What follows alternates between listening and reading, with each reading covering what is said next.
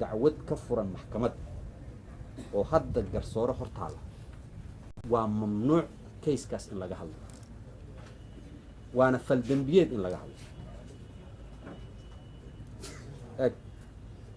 haddii go-aan laga gaaro oo dhammaato oo waa la falanqayn karaa waxaa la yidhahdaa contempt of court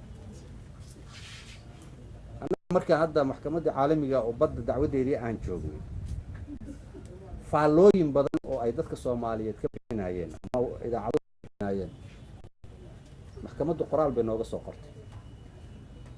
kayskan weli maxkamaddu go-aan kama gaarin waxaa laydinku qaadayaa contempt of court haddii inaan ka gaabsanin ilaa aan apologize ka bixin waxaa caadi ah idaacadaheena haddaad dhegaysatid habeen walba iyo subax walba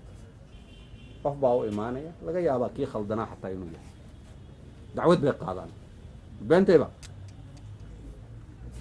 dacwaday qaadaan idaacadaheena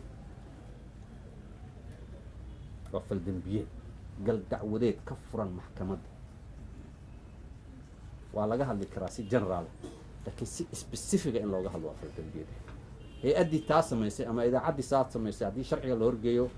بريتم بانكمون ولا مدلي كي عصبة قطرس بس واحد الله يودها يفضل الواحد بسوماليا